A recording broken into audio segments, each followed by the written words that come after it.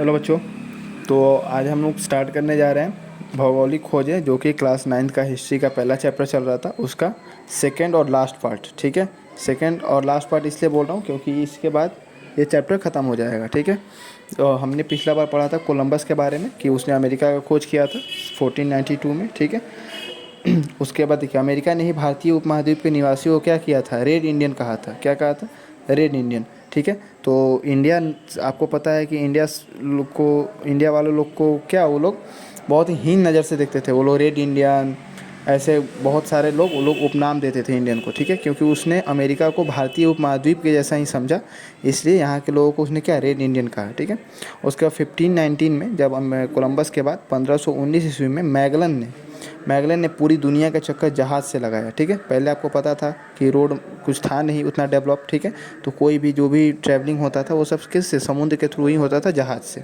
ठीक है, तो जब ये पूरा दुनिया घूम लिया तो ये धारणा पुष्टि हो गई कि सारा समुद्र क्या है, यानी सभी समुद्र एक दूसरे से क्या है, जुड़े हैं। ठीक है, आपको पता है कि कितने तरह के, 5 प्रकार के महासागर हैं। ठीक है, अब तो खैर 4 हो गया, इन दोनों को मिला दिया गया है इसी में। ठीक है, इसीलिए आपको पता है प्रशांत महासागर है, आर्कटिक महासागर है, अंटार्कटिक महासागर है और हिंद महासागर। ठीक है, उसके बाद पहले एक अंध महासागर था जिसको मर्ज कर दिया गया। ठीक है, अब देखिए उसके बाद नई दुनिया। ठीक है, न्यू वर्ल्ड का एक कॉन्सेप्ट आता है। तो नई दुनिया क्या है?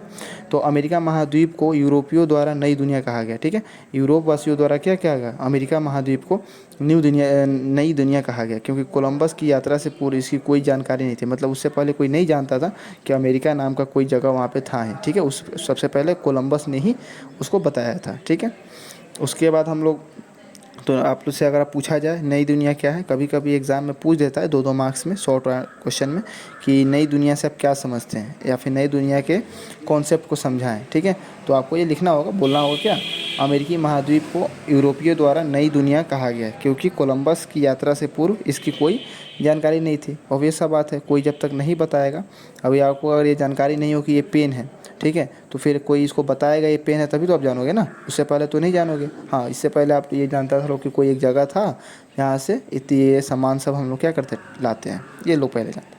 ठीक है, अब आता है भौगोलिक खोजों के परिणाम। ठीक है, तो भौगोलिक खोजों के कुछ परिणाम हैं। ठीक है, यहाँ पे मैंने लिखा है 6 ठो।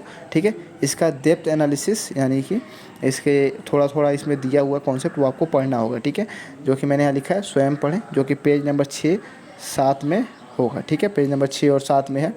ठीक है, इसको आप लोग खुद से पढ़िएगा। और इसमें परिणाम कौन कौन से थे?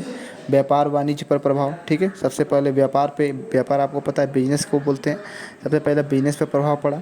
औपनिवेशिक साम्राज्यों का विकास। ठीक है, इसी के बारे में 2-2 3-3 लाइन एक्स्ट्रा वहाँ पे दिया हुआ है, जो कि आपको एक बार पढ़ लेना है, खुद से बुक का रीडिंग दे देना है। उसके बाद आता है वाणिज्यवाद का विकास। चौथा आता है ईसाई धर्म एवं पश्चिमी सभ्यता का प्रसार। आपको पता है पश्चिमी सभ्यता अभी भारत में भी खूब बढ़ चढ़ के बोल रहा है, जिसको हम लोग इंग्लिश में क्या बोलते हैं, वेस्टर्न कल्चर बोलते हैं, वेस्टर्न कल्चर बोलते हैं, इसका इंग्लिश होता है पश्चिमी सभ्यता का। उसके बाद आता है दास व्यापार का विकास। उसके बाद आता है भ्रांतियों का अंत एवं भौगोलिक ज्ञान में वृद्धि। ठीक है, पहले बहुत सारा भ्रांति बना हुआ था, बहुत सारा भ्रांति, किसी भी चीज़ को लेकर भ्रांति पैदा हो जाता था, बहुत आसानी से लोग कुछ भी बता देता था, तो लोग उसका क्या करते, बिलीव कर लेते थे। तो जैसे जैसे क्या हुआ, ज्ञान विकसित हुआ, तब से क्या हुआ, इस सब का अंत हुआ। और अन्य भी परिणाम थे कुछ। ठीक है, और अन्य परिणाम क्या क्या थे वो देखिए। तो भारत में पहले, सबसे पहले ये देखिए, अन्य परिणाम तो हम बाद में देखेंगे, पहले ये देखिए भारत में यूरोपीय कंपनी की स्थापना। भारत में कौन कौन सा यूरोपीय कंपनी आया था और कब आया था वो देखिए। तो सबसे पहले पुर्तगाली आए थे। कौन आए थे? पुर्तगाली 1498 में। ठीक है, जब क्या था, वास्को डी गामा भारत आया था, और मसाला का खोज में, मसाला का क्या करने के लिए, व्यापार करने के लिए उस समय। ठीक है, ठीक है, तो कितना, 1498 में पुर्तगाली का आगमन हुआ। उसके बाद ईस्ट इंडिया कंपनी का आगमन हुआ 1600 ईस्वी में। ठीक है, जिसको आप अंग्रेज बोलते थे। ठीक है, उन्होंने शासन किया 200 साल। उसके देखिए, उसके बाद डच आए 1602 में। उसके बाद फ्रांसीसी आए 1664 ईस्वी में। उसके बाद डेनिस आए 1616 ईस्वी में। और फिर स्वीडिश आए 1731 ईस्वी में। ये सब क्या है, ये सब कंपनी के नाम हैं। ठीक है, जो भारत में आए थे व्यापार के उद्देश्य से। ठीक है, और देखिए अभी मैंने आपको बताया अन्य परिणाम भी थे इसके। तो अन्य परिणाम क्या क्या थे वो देखिए। इसका अन्य परिणाम में सबसे पहला था यूरोप, विशेषकर इटली में नए नगरों का उद्भव। ठीक है, आप लोग जब 10th में जाओगे, क्लास 10th में, तो 10th का पहला चैप्टर ही आप पढ़ोगे क्या, हिस्ट्री में, यूरोप में राष्ट्रवाद। ठीक है, पहला चैप्टर है यूरोप में राष्ट्रवाद, नेशनलिज्म इन यूरोप, ठीक है। तो इसमें आप इटली यूरोप में इटली, ऑस्ट्रिया, हॉलैंड, ये सब के बारे में क्या, इस सब का एकीकरण के बारे में आप पढ़ोगे, ठीक है। तो उसी में आप इटली के बारे में डेप्थ में पढ़ोगे, कैसे कैसे नगरों का, नए नए नगरों का उसमें क्या उद्भव हुआ। भूमध्य सागर के महत्व में वृद्धि, ठीक है। भूमध्य सागर के क्या हुआ महत्व, उसका जो इम्पोर्टेंस हुआ धीरे धीरे और बढ़ने लगा। पूंजीवाद, वाणिज्यवाद और साम्राज्यवाद का क्या हुआ विकास हुआ। उसका नौसैनिक क्रियाकलापों में क्या हुआ वृद्धि हुआ।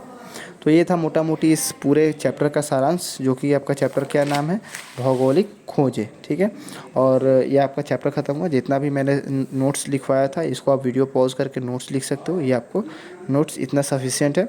और जो मैंने आपको कहा ये पढ़ने के लिए पढ़ लेना। और हाँ, एक बार आप खुद से बुक को थ्रू आउट रीडिंग करना, ठीक है। पहला पेज से लेके आई थिंक 8 पेज तक है, इसको आप थ्रू आउट क्या करना, एक बार रीडिंग करना, ताकि आपको और अच्छे से समझ में आ जाए। फिर भी कोई दिक्कत होगी तो आप कमेंट में अपना मैसेज ड्रॉप कर देना, आपके प्रॉब्लम का सॉल्यूशन दिया जाएगा, ठीक है। Thank you.